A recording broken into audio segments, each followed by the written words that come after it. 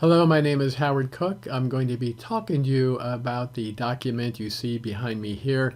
It is published by the Federal Emergency Management Agency, and it is a guideline to help people retrofit their homes. Here you can see a list of all the organizations and the people involved, and it was pretty extensive. There were a lot of people that took part in this.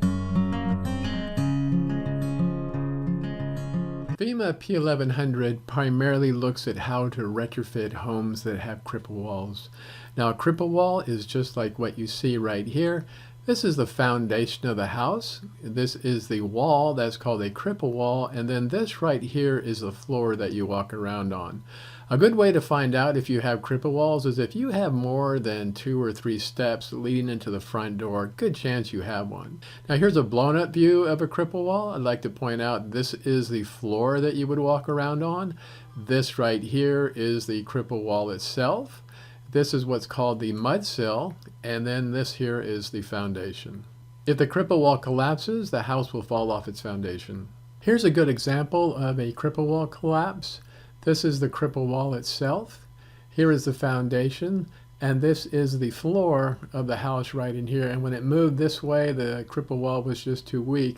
And the purpose of a seismic retrofit is to make sure the cripple wall is so strong it does not collapse in an earthquake. Here's a good example of a cripple wall collapse. So this is the floor of the house now.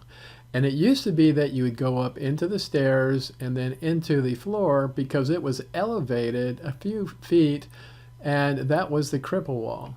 And now the cripple wall has collapsed, and now the floor of the house is way down here on the ground. So the whole purpose of a cripple wall retrofit is to prevent that from happening. Here's a good example of how cripple walls collapse. This is the cripple wall itself. This here is the foundation, and then this here is the floor that you would walk around on. Now right here you can see where the ground has moved underneath the house. And when that happens, inertia causes the cripple wall to lean.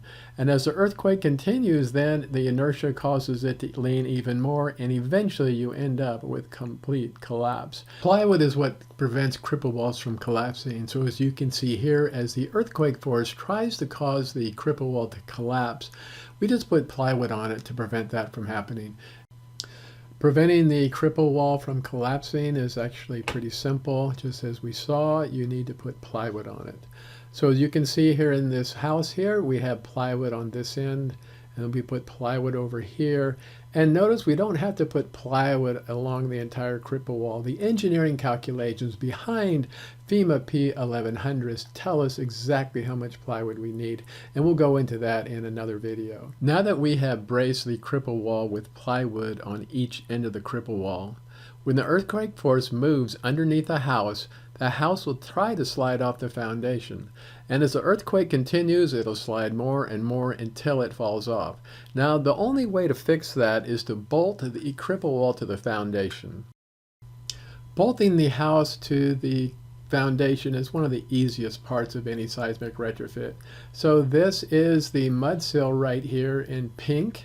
And that needs to be bolted directly to the foundation because that's the base of our cripple wall. So we'll come down here and look again. This is the base of the cripple wall. This is the mud sill.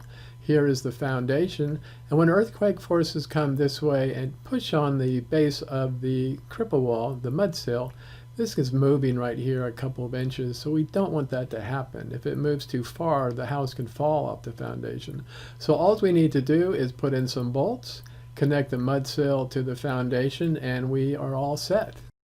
Now that we've braced the cripple wall with plywood and bolted the cripple wall to the foundation, there's one more thing we need to do.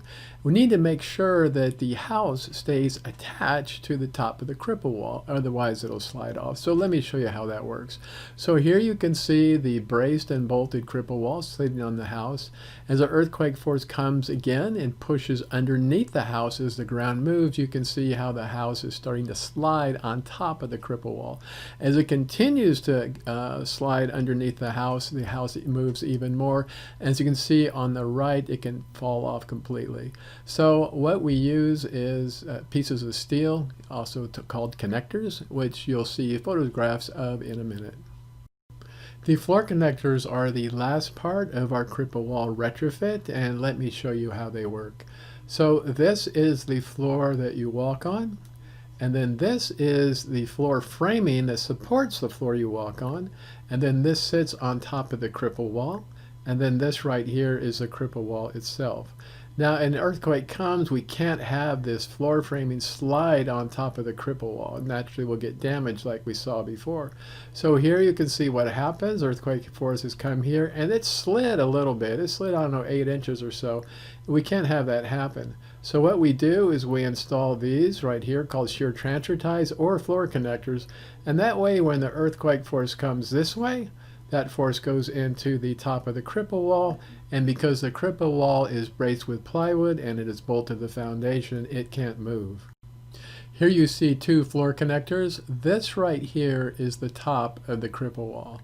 Now this floor connector here is called a Type E connector in the FEMA P1100. And the way this works is this nail and then this nail and then this nail, they nail into this board right here. Then there's some other boards, nails that come down this way. And when they come down this way, they attach to the top of the Cripple wall. And that way when the floor tries to move, it goes into this Type E connector, and then that goes into the top of the Cripple wall, which is what we want to have happen. Now this works exactly the same way. This is a different part of the floor here. When it tries to move, it goes into this Type F connector and into the top of the Cripple wall. And now that we've got our Cripple wall, you know, if they were covered with plywood and then it was bolted at the bottom, we would then have a complete what's called a shear wall. A shear wall is something that resists earthquakes. It's made out of bolts, it's made out of floor connectors, and it's made out of plywood. Let's review everything we've learned up to now. Here is the mud sill at the base of our Cripple wall.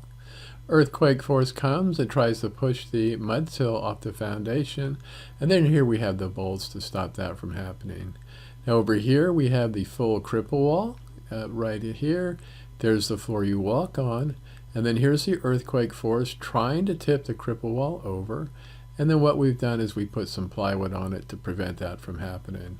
And finally here we have the floor that we walk on. This is the floor framing.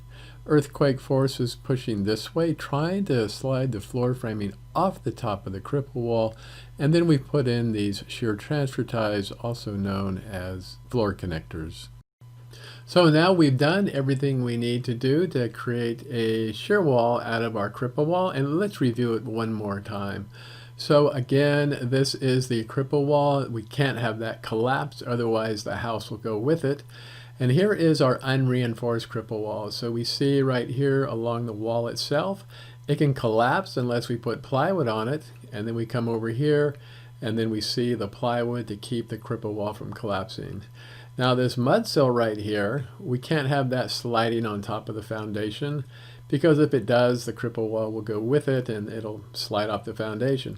So what we've done over here is we put in the bolts. So we have a bolt here, we have a bolt here, and then there's also some bolts behind the plywood. Now the next thing we have to worry about is the floor can come sliding off the top of the Cripple wall. So earthquake forces come this way, slides off the top of the Cripple wall, and that's another failure point. And so what we do is we put the steel end right here so that when earthquake forces come this way, they're restrained by these pieces of steel called shear transfer ties or floor connectors. So that's pretty much all you need to do to convert a Cripple wall into an earthquake resisting shear wall. Even though we've put in plywood, we put in shear transfer ties or floor connectors, and we've also put in the bolts, there's something else that can cause our shear wall to be damaged. So when you see the earthquake forces coming in from the left here, the shear wall is going to want to overturn, and this is it. It's trying to flip over like that. Very understandable that that would happen. So something needs to be done to prevent this from happening, because you can see down here below, it's starting to pull the plywood up off of the bolts. So this is the kind of damage I'm talking about. As you can see, the plywood has torn away from the bolted mud sill, which is severe damage. So right now I'm going to show you the hardware that is used to resist overturning.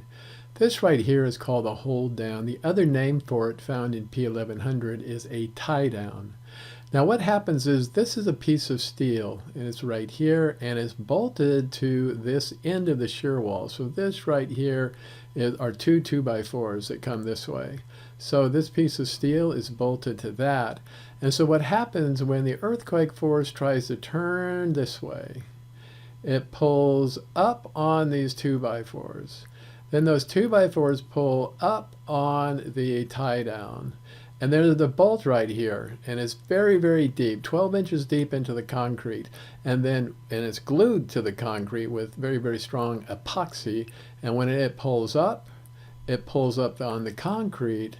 And because the concrete is so strong, it keeps the shear wall from overturning.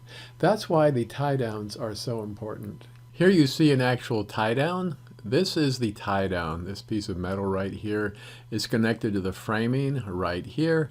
And then we have a bolt, which is glued with epoxy down into the foundation right here. So the way this whole assembly works is a earthquake force tries to overturn the shear wall. That upward motion goes here into the framing. Then that upward motion tries to pull up on the hold down. And then the hold down is attached to the foundation through this all thread right here, which epoxied into the foundation so that when the hold down pulls up, it pulls up on this threaded rod, that pulls up on the concrete, and the strength of the concrete keeps the shear wall from overturning. Here are some foundation connectors found in FEMA P1100, and they're used to attach the mud sill to the foundation.